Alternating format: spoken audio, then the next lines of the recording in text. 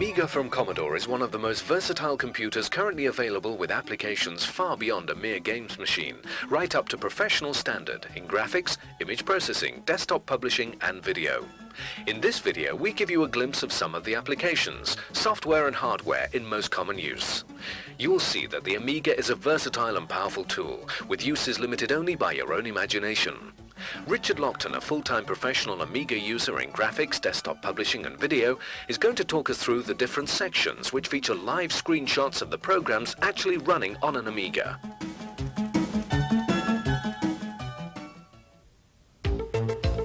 Let's take a look first of all at some graphics applications. Here the image of a fish is being scanned in 24-bit color into Art Department Professional for final sizing, scaling and color correction. Morph Plus, also from the makers of Art Department Professional, has some additional features. Here the girl's face is loaded and one of the many image operators selected.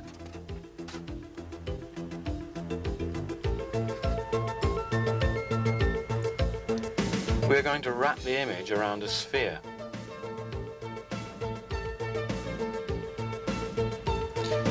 The size and shape of the sphere is adjusted with simple slider controls.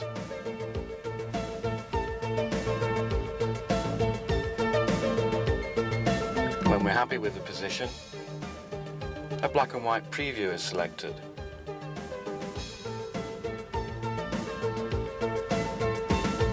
If we're happy with that result, a full color image can now be rendered by first accepting the preview and then executing the image.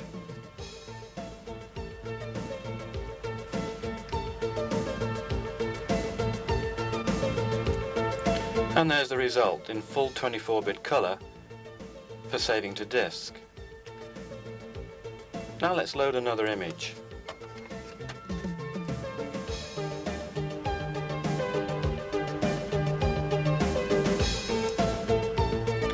We'll choose the perspective operator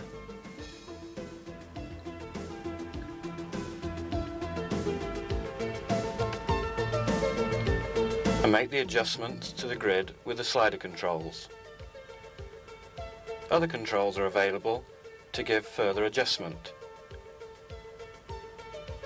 A preview is selected.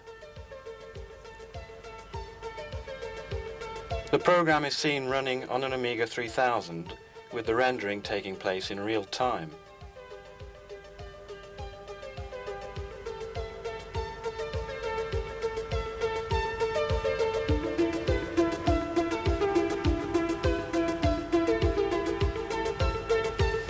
This gives you an idea of the speed of the program. Remember, the preview can be aborted at any time.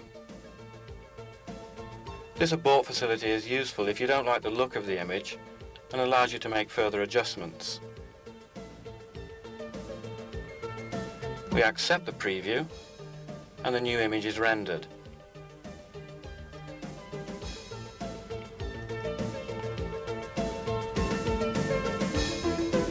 A further image is loading now. Let's try the ripple effect this time.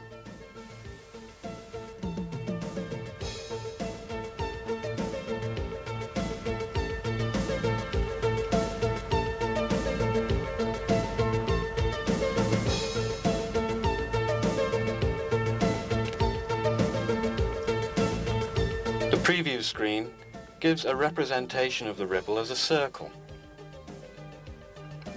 Additional ripples can be added, and cross-interference ripples will form where they cross.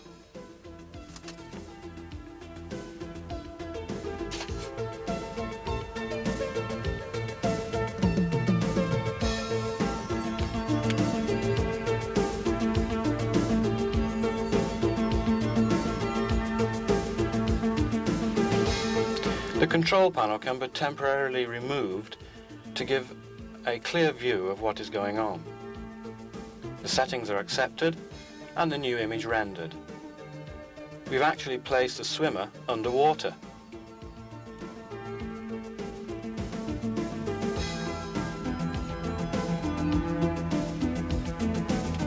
This time, a larger image is loaded.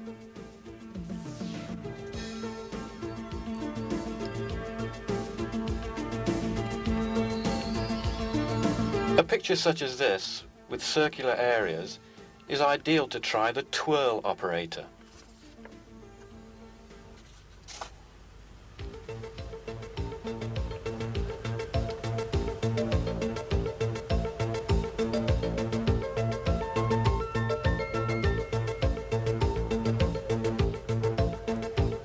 A black and white preview is shown.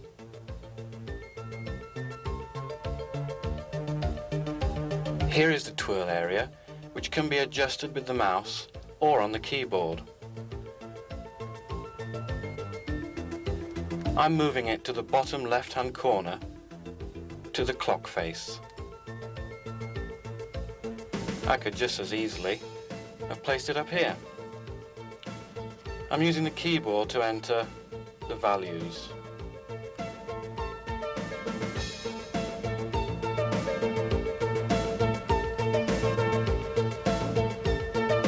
Accept, and the black and white image is twirled in the area I defined.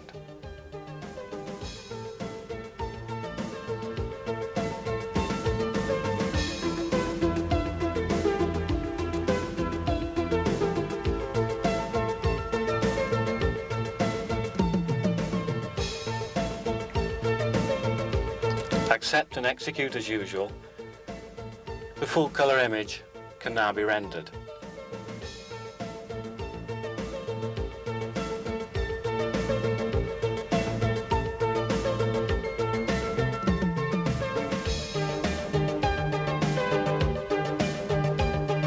We should see it coming up now in the bottom left-hand corner. And we've twirled the clock face.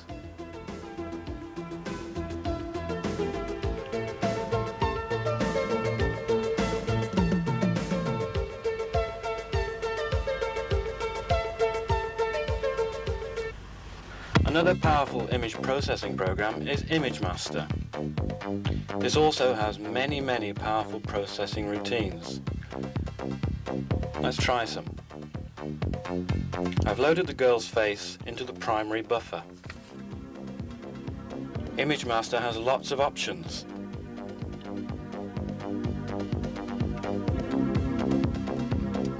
Melt, lined, relief, watercolor, posterize, etc. I'm choosing Make Shine. I'll define the area first, make some adjustments, and when I'm happy with those, the results are rendered.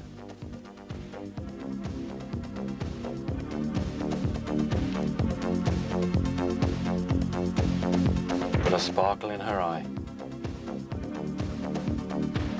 Now back to the unaltered image.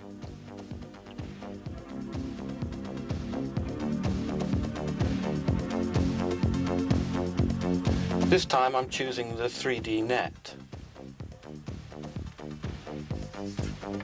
I define the area.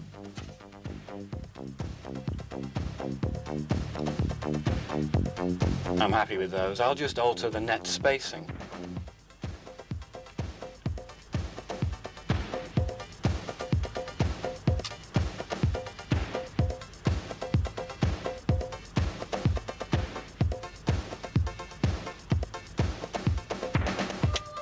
The rendering takes place and the girl has a veil.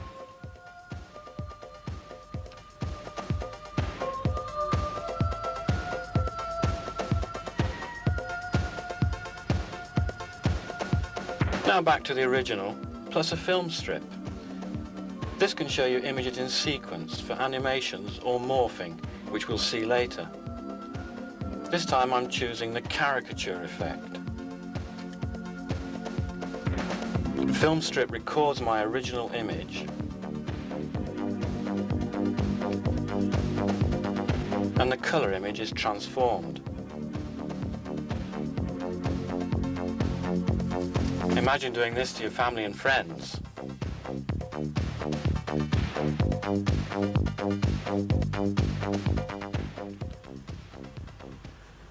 Now I'm doing a simple transitional morph.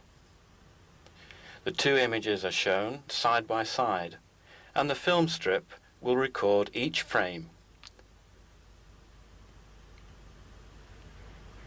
A true warp morph would be produced if I adjusted the red crosses over each of the original images. The picture on the right of the film strip is showing the changes now.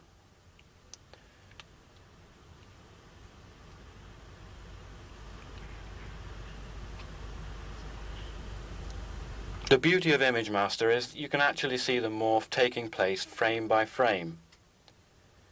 The program is doing all the work for you. I'm doing nothing at the keyboard or mouse now. Let's watch the program run.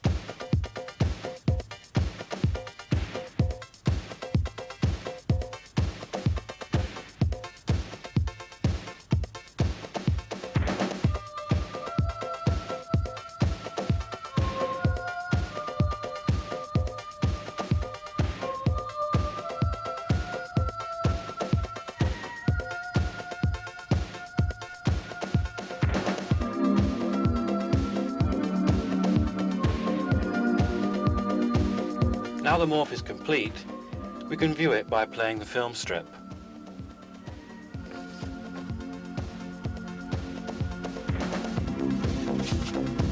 Image Master can also warp morph to an incredibly high standard, as can ASDG's morph program, which we'll look at next.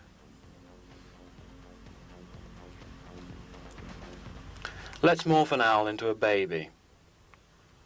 First, the project is opened and the image is chosen from our hard disk.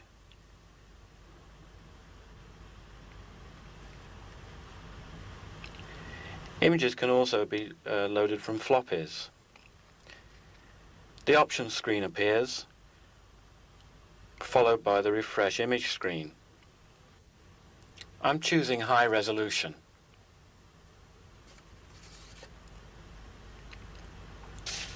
Now both images load.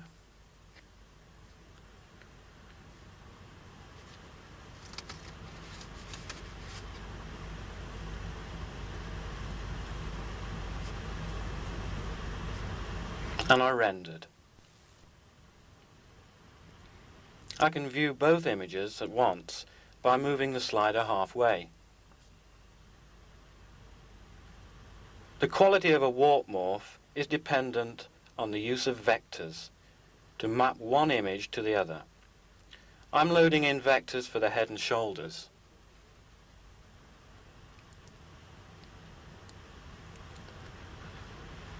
Now I'll create vectors for the left eye. First I'll zoom in a bit.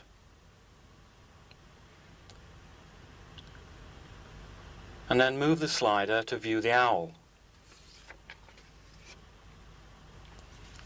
A new vector is selected,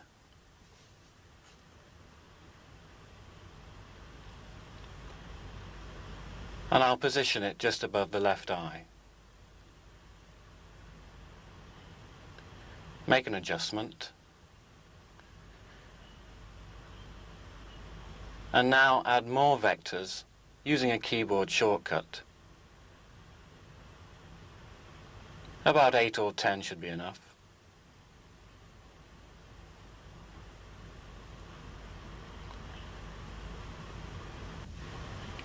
Now I'll move the slider to view the image of the baby.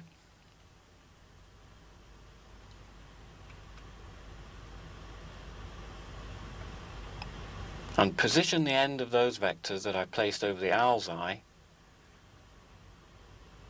over the top of the baby's eye.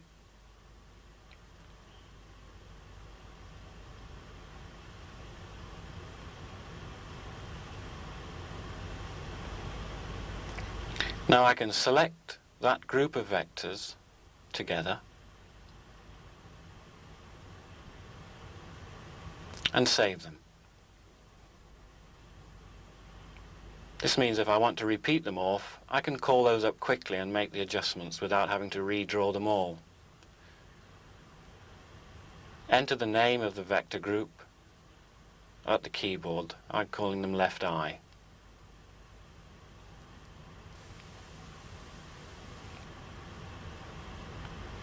Now we'll do the right eye.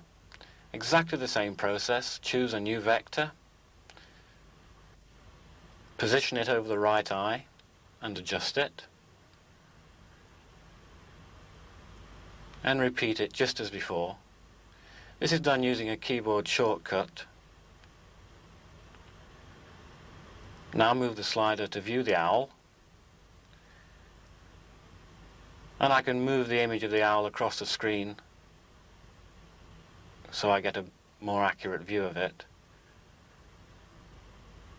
and then adjust the tail end of the vectors above the owl's eye.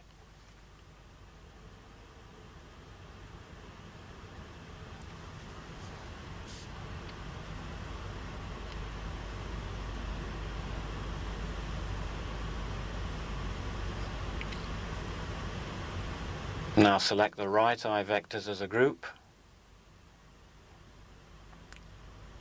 and save them. The requester pops up, and at the keyboard type in right eye.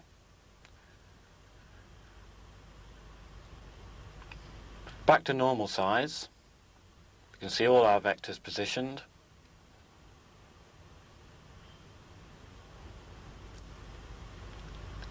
And return to the options screen to set the number of frames over which the morph will take place. I'm going for 10 on this occasion. Generally speaking, the more frames you choose, the smoother the morph is going to be. Check that we're in high resolution and make the other adjustments that you require.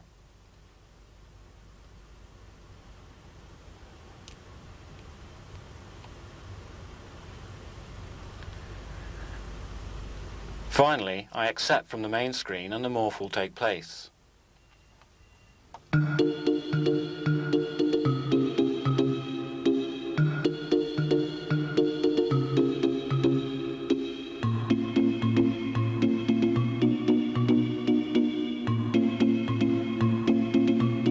Here we are viewing the result in ping-pong mode in DPaint 4.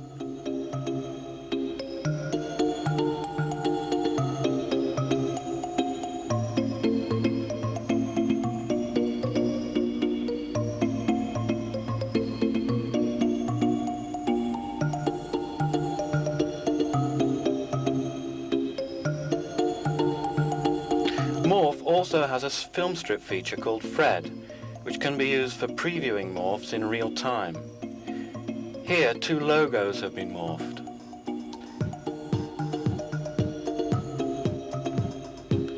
And here it is in DPaint again.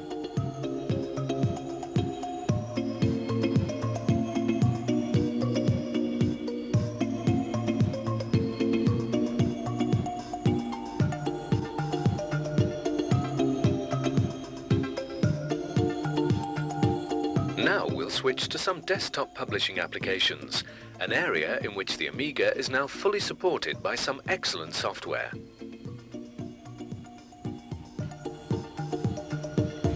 Here I'm using Art Expression's BME to trace a bitmapped logo screen. Sample rate and curve fit are adjusted, and the noise filter to exclude all stray pixels. In this case, the image is black and white.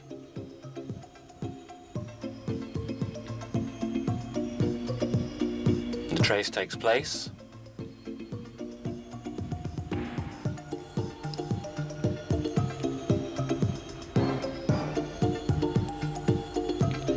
And is saved as a DR2D file.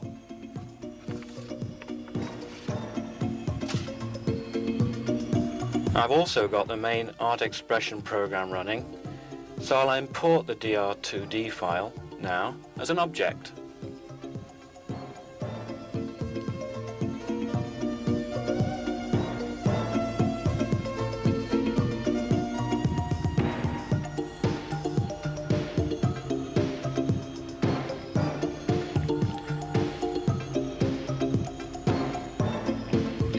Because the image is now an object, I can change the outline and the fill colors at will.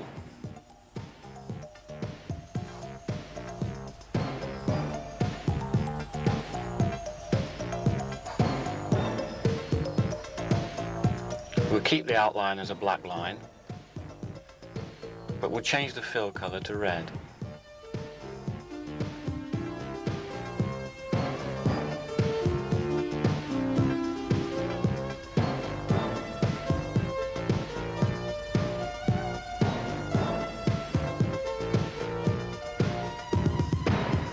We'll zoom in, and because the image is an object, we can also resize it, distort it, and even rotate it.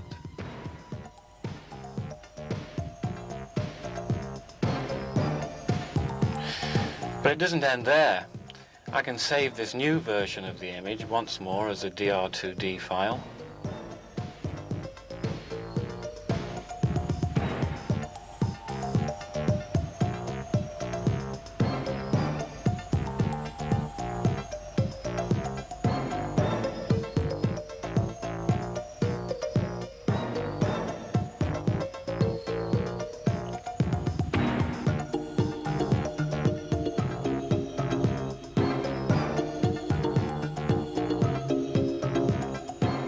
I also have PageStream running, and I can import that image now into PageStream.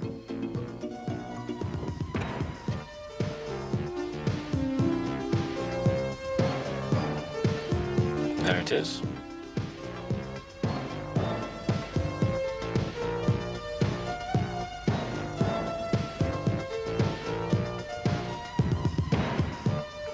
And I'll quickly do a rough up of a page. Define a column area for text.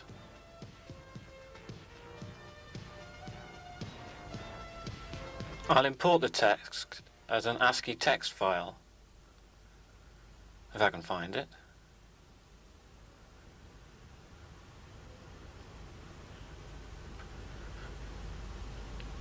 There it is. And the column should fill up with text for me. Of course, I could change the font or style or color at any point now. We'll add another text object though. Choose the font, the style, and the size. Doesn't really matter because I can resize it anyway when I've typed it in. Just grab the corner and drag it up. Okay, we'll change the color.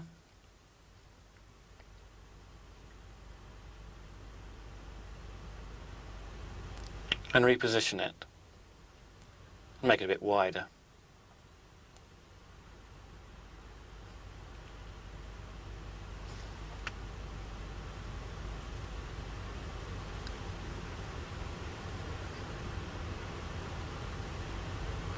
Finally, I'll import the fish that you saw being scanned earlier on. The image appears in PageStream as a black and white image, but remember it will appear in full colour if you have a full colour printer. I'll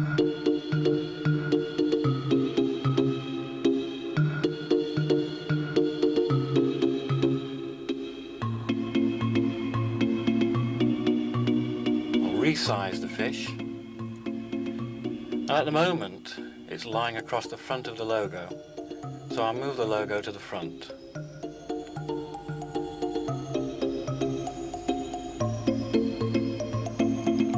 The versatile art expression program has many uses. I'll show you how easy it is to float text around a shape. First we'll draw our shape. Just a simple squiggle really.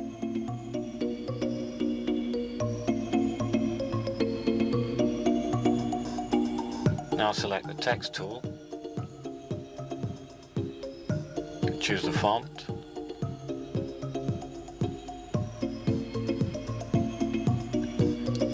The text will be entered as a string here. Choose a size and enter the text on the keyboard.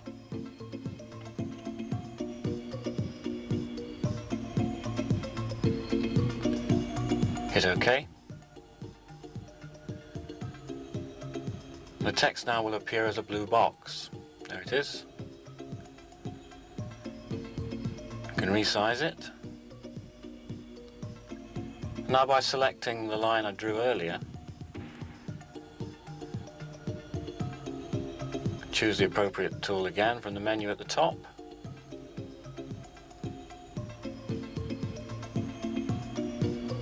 Some options there which I can choose.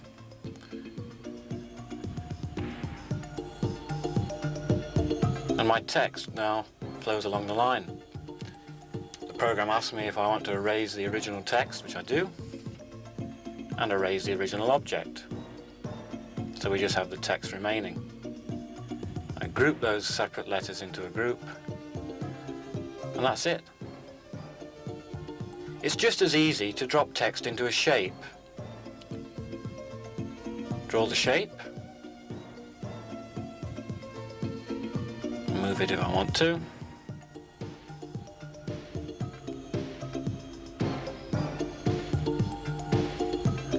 Select the text tool. Enter the text at the keyboard.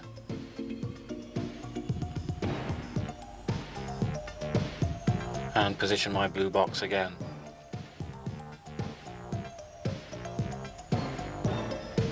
Now select my original object, and just as before, I can make that text fit into the shape.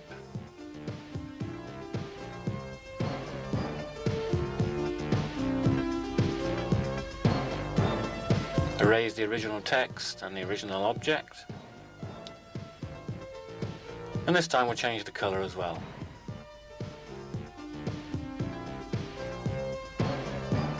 I'll just make it a bit wider. Move that down, gives a bit of room. Right, now we'll change the colour.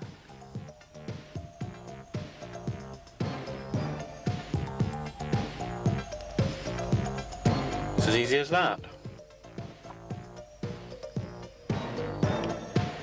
Here, all these DTP programs are being used to produce an actual full-colour leaflet.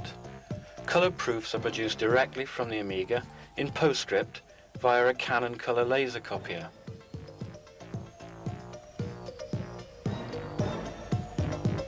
The storage of the large files involved is handled by an external optical disk drive, with each 3.5-inch disk having 128 megabytes capacity. The final job is sent off to the printers in film form. These are obtained from an image setting bureau to give the final printed result seen here.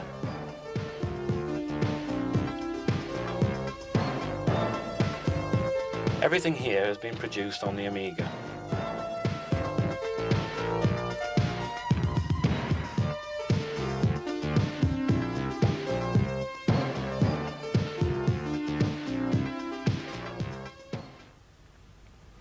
Word processing on the Amiga has been revolutionized with Final Copy 2 from Softwood Incorporated, the makers of Pen Pal. Final Copy 2 has many of the features of a full desktop publishing package to make it more than just a word processor.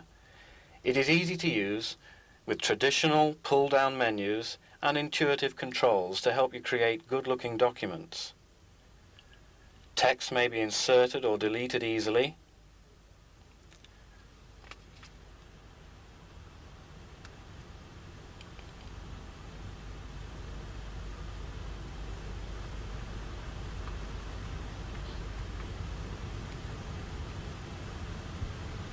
And font styles and sizes quickly changed.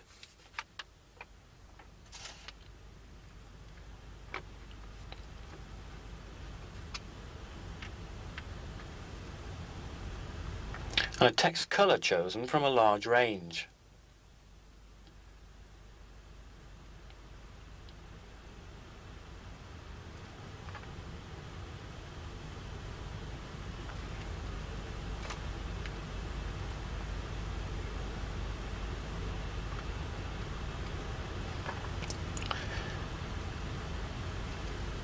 Graphics may be added by use of the drawing tools or imported as ILBM images.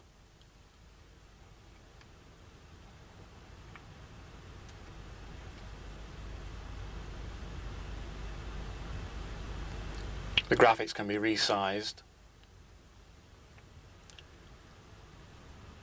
and repositioned.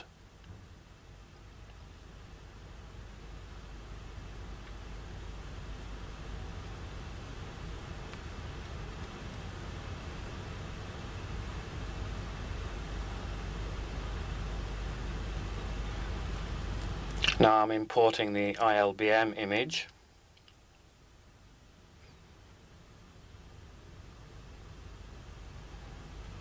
Which can also be resized.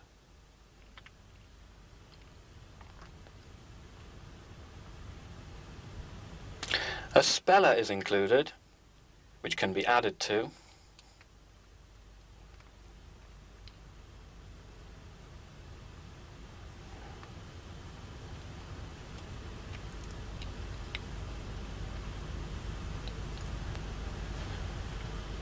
And a thesaurus may be used to find the best word for a given situation.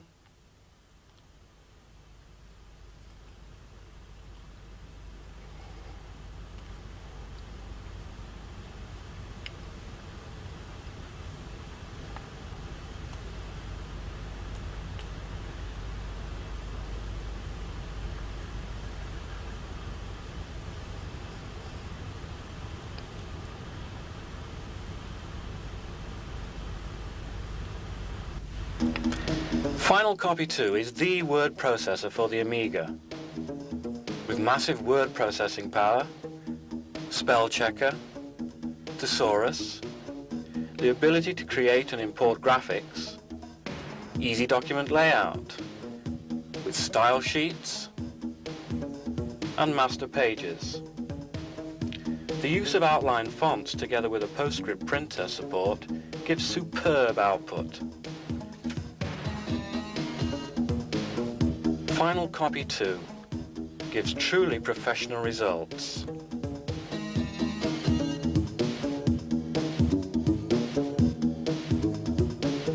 Now we'll take a peek at Amiga applications in a professional broadcast standard video studio. The 3-machine edit suite shown here, full component throughout, uses Panasonic M2 machines, a Panasonic AG800 editing controller,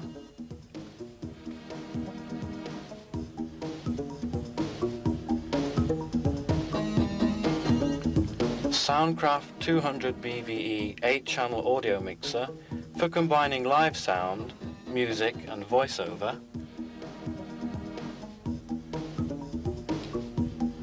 and an audio sound sampler linked to the Amiga. The digital effects are achieved using a Cell P152B touchscreen controller driving two P164 effects channels. We'll have a look at some examples. Solarization and mirror image. Some more solarization.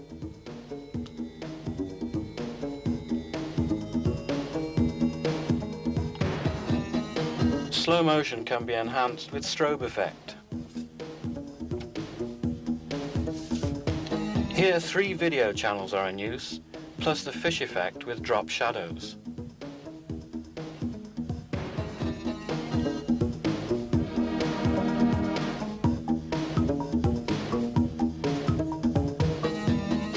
Now still video is combined with a logo scanned into Art Department Professional on the Amiga.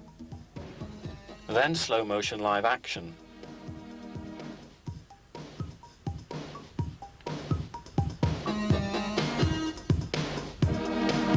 The Flymax logo has also been used in PageStream to produce packaging and promotional material. This demonstrates the multi-talented Amiga at work.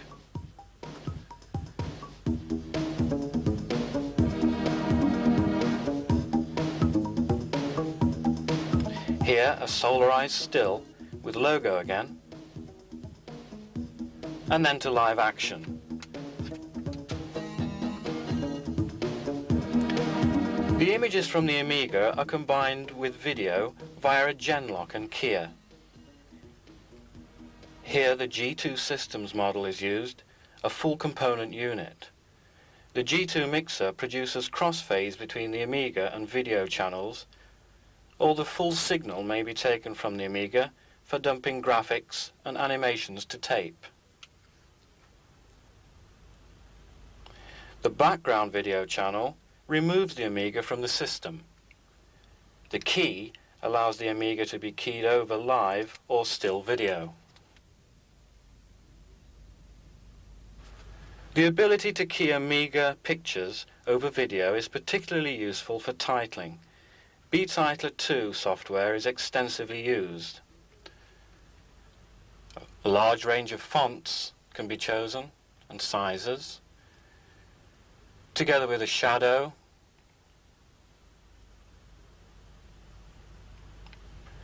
outline, and color.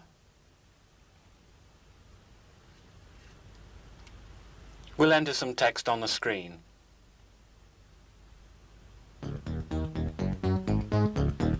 Spacing can be altered.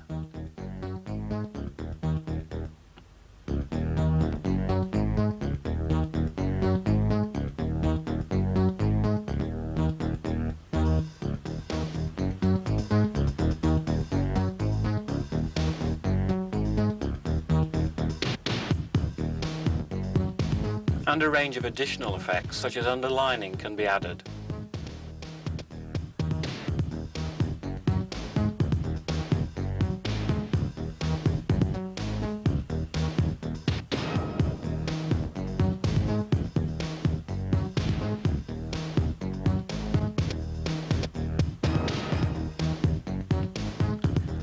Line and page effects are chosen from extensive menus.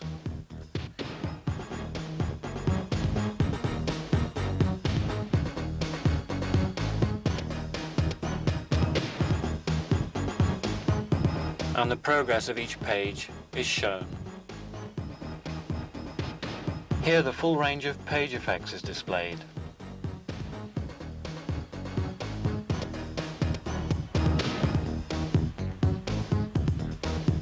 The duration and delay for each effect can be chosen.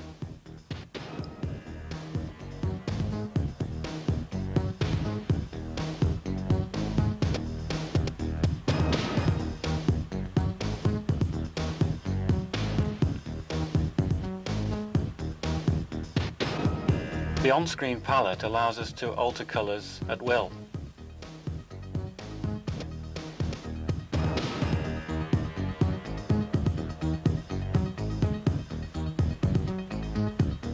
And there's the effect. against the video this time. Now we'll select a new page and enter some more text.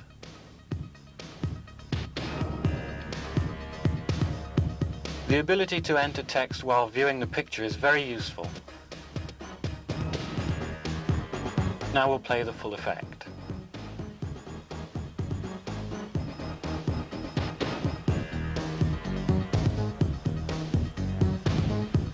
We'll make an adjustment now to the second page effect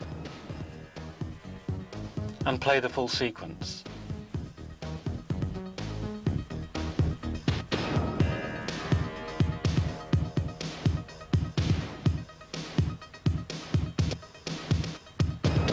To really see what this program will do, we'll have a look now at the demo.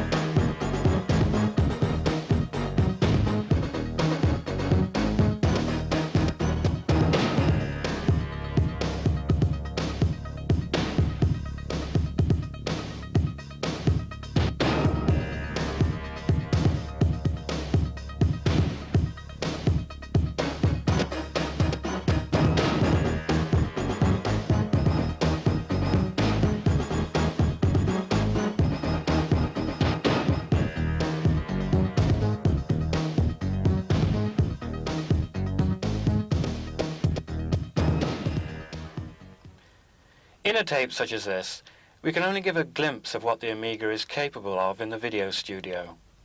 Remember, many of the digital effects can be reproduced using Amiga animation programs such as dPaint and a basic Amiga. You don't need to spend a fortune to achieve superb results.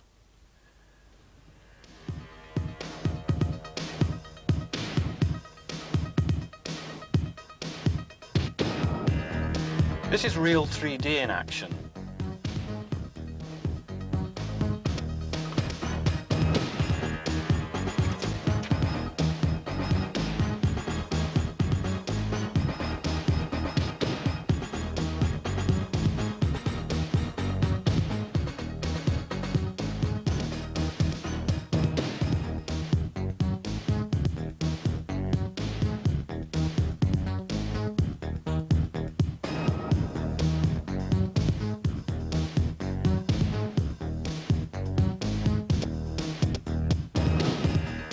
Here are animations played in Scala, showing insect life cycles. Simple animations such as these, of only a few repeated frames, can be very effective.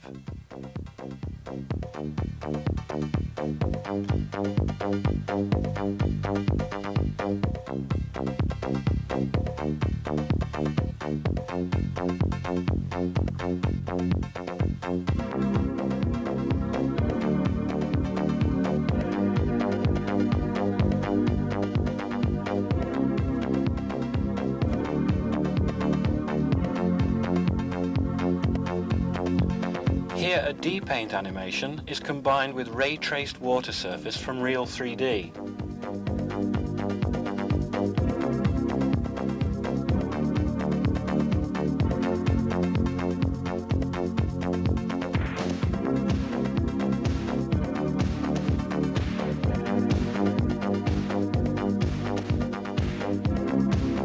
Depaint again, this time keyed over live action.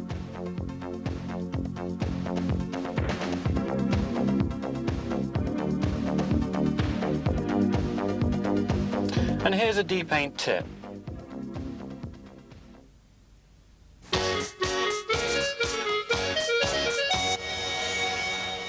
This clever technique can be used to create TV-style effects in creating a slideshow. In addition to a page turn, the same idea could be used to perform other reveal effects.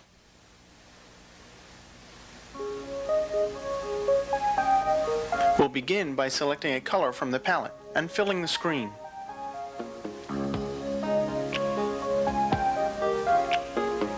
Next, we'll choose a darker color from the palette and one of the larger brushes, then the curve tool.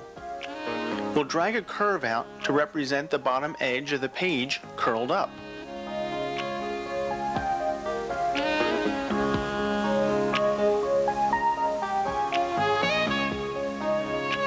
We'll then drag the right-hand edge of the page curled.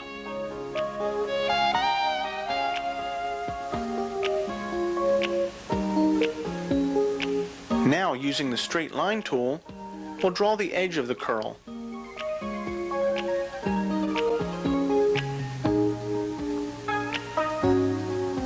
We now have a simple line drawing looking like a page turn. We'll fill the back of the front page with gray.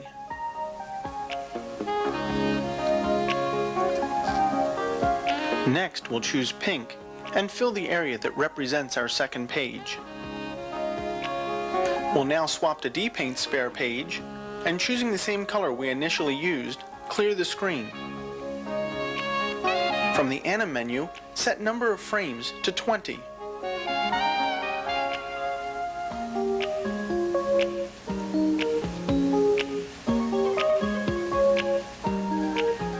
Pick up the entire screen as a brush. This will give you simply a solid blue area. Choose Color and Pink. Bring up the line spacing requester and choose End Total, making sure that its value is set to 20. Choose Brush, Handle, Corner, so you're holding the brush by its corner. Use Alt-X to select which corner you're holding it by. From the lower right-hand corner of the screen to the upper right corner, drag a line while holding the Alt key. Depaint will then stamp the pink rectangle, gradually increasing in size from the lower right to the upper left edge of the screen.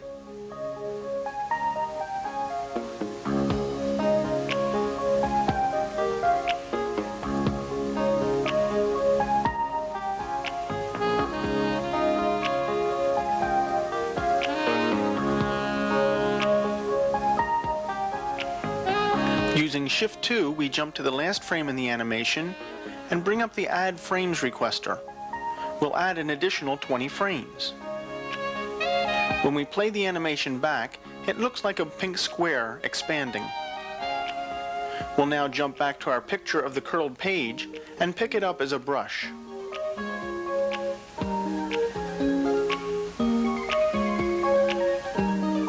We'll use the J key to return to our animation and bring up the Fill Type requester. From here, we'll choose Brush. Turn off the menu and toolbox and point to the lower right-hand corner. If we begin filling from the lower corner by holding the Alt key, we see Deluxe Paint resizes our brush each time to fill the pink square. It will take some time for Deluxe Paint to do the entire animation. Now that completes the first half of our animation.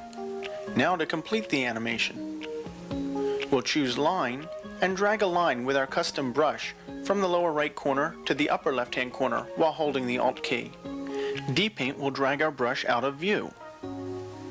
If we now play back this animation, we can see it looks like a blue page revealing a pink page. We'll now want to apply a picture to each of those colors. We'll first load a background from the art disk called Aquarium Background.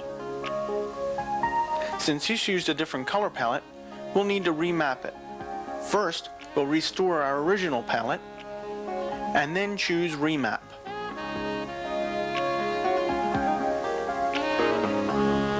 We'll use the J key to return to our animation. From here, choose the background color to be light blue. From Spare, choose Merge in Back and All Frames. Deluxe Paint will then merge the aquarium background onto all areas that were light blue within the animation.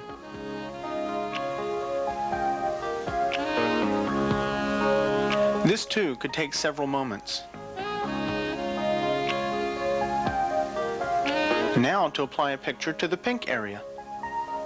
We'll return to our Spare page again, and this time load a different background, such as Venus. She too will need to be remapped.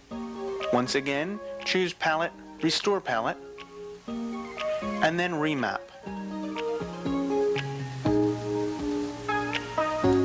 We'll jump back to the animation and use the same technique as before.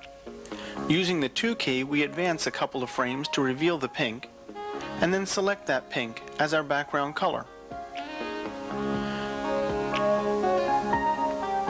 Choose Merge in Back and select All Frames.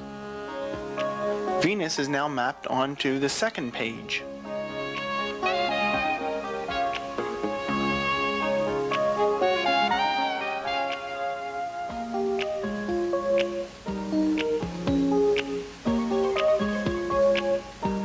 When we play this animation back in ping-pong fashion, it appears as if the aquarium background is being peeled off and replaced back over Venus. Try using this merge in back technique with your own pictures and wipe effects.